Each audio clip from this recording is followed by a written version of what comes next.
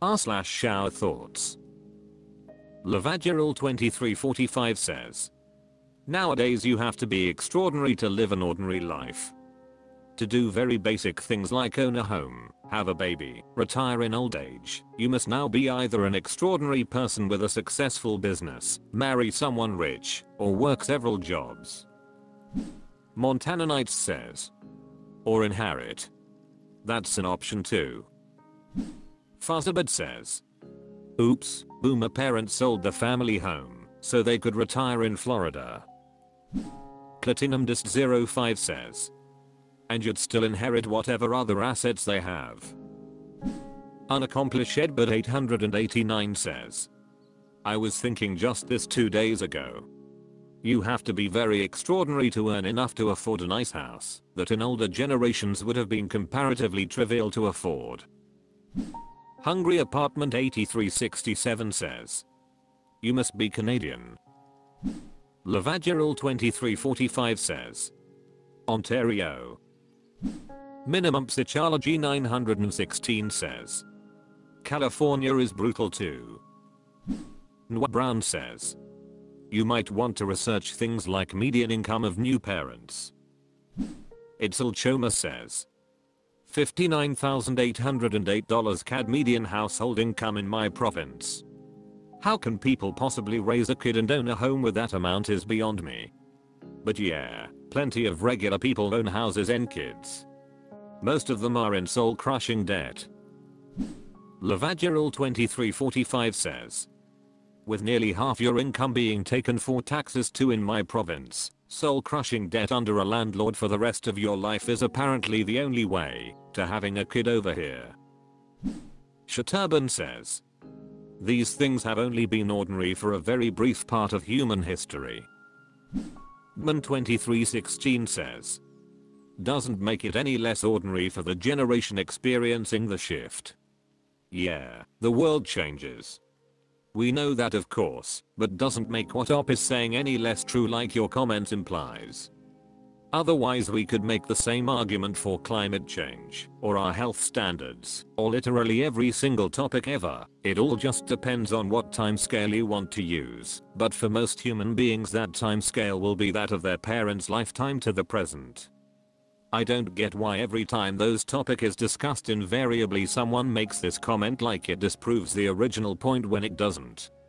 I'm not trying to be rude or insulting/aggressive, I just genuinely don't see the point of the logic behind it. r/showerthoughts. Supportive Redditor says, the fact that palindrome is not a palindrome itself seems like a missed opportunity. The Random Ninja says, it is, however, an immordinal app, a word which, spelled backwards, makes a different word. Thichufabufa says, what a roller coaster this was for me. I thought, oh, that's cool, let me look at palindrome spelled backwards. HMN, Mordnilab.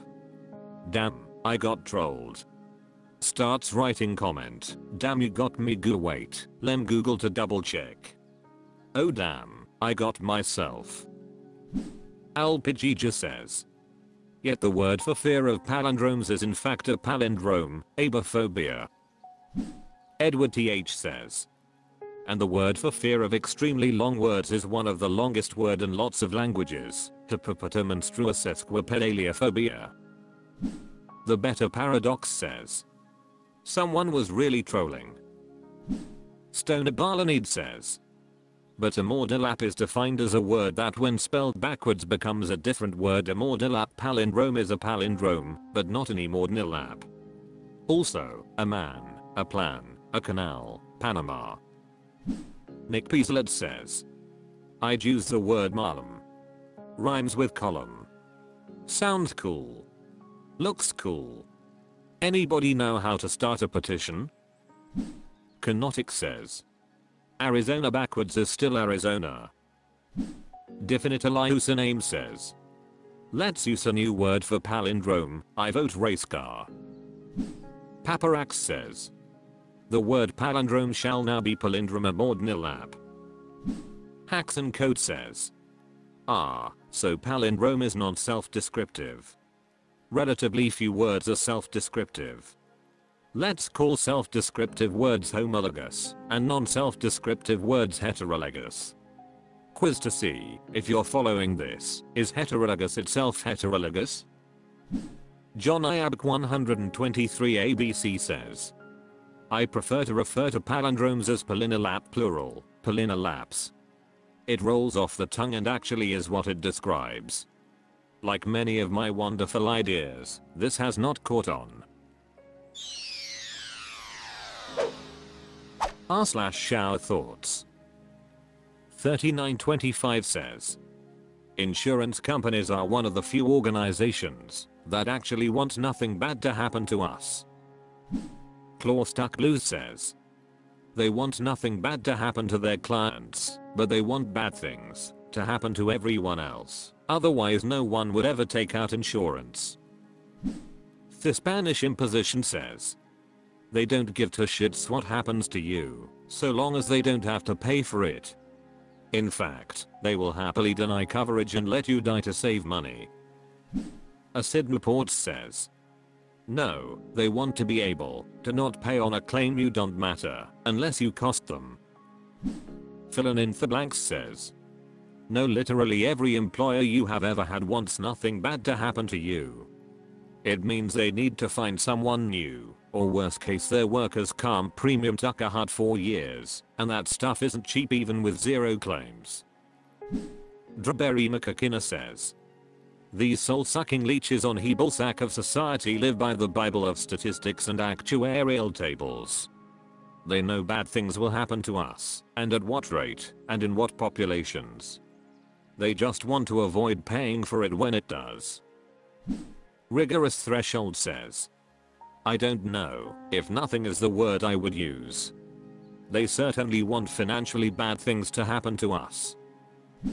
Zenderton says, they want to be sure if there is anything happen to you, they don't need to fork out any money with long terms and conditions with very small font size, also twistable wordings. Zero says, no, they want to save money, is what they want. Gowan89 says, the gecko seems so friendly. Glittering Wing 2305 says, it don't matter, if you get hurt they will just deny the claim anyways. Lucky Ducker says, not always.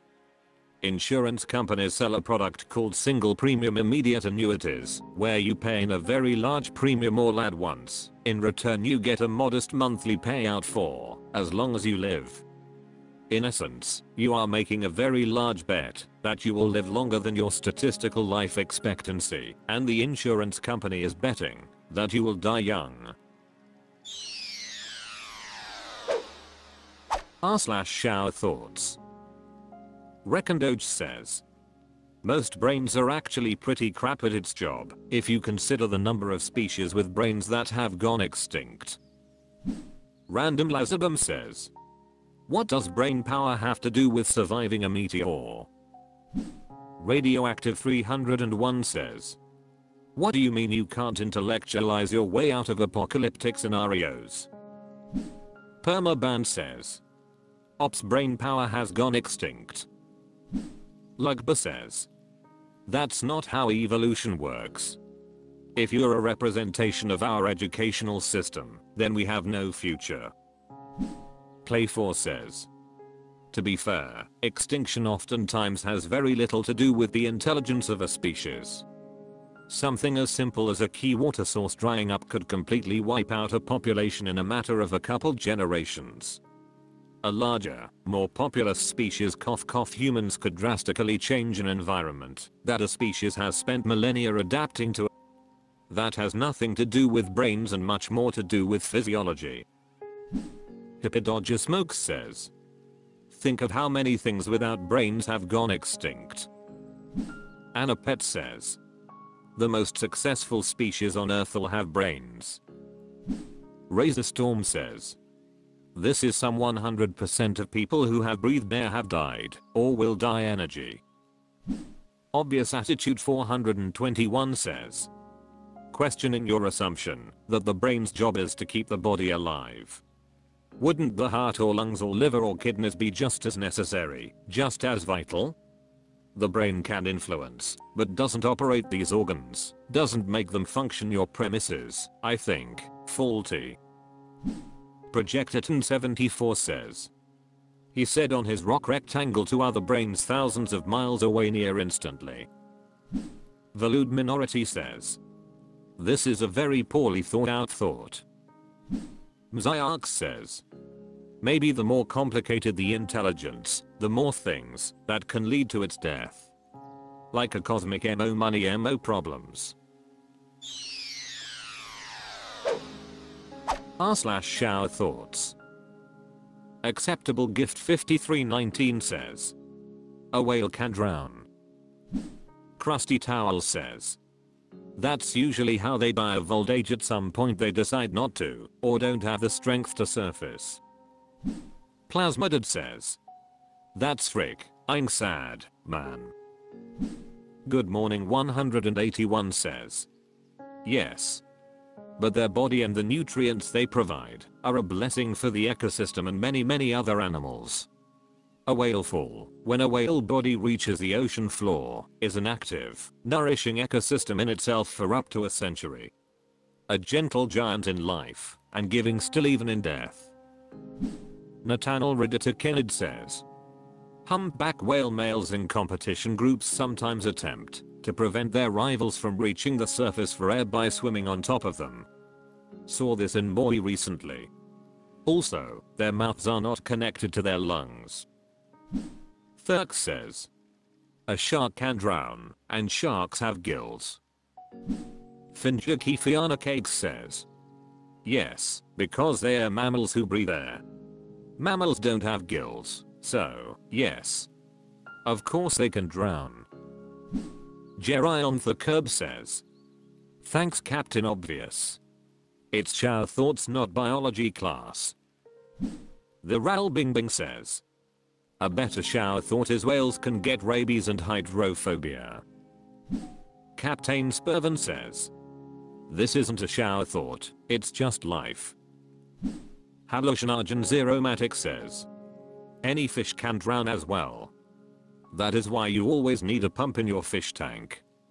Fish don't separate oxygen atoms from H2O molecules. They separate free O2 that was already saturated into the water. Put a fish in water with no free oxygen, and it will drown. Thoroughly Bemused says. They breathe air with lungs. Most things with lungs can drown. Let me spin you a yarn about creatures called dolphins.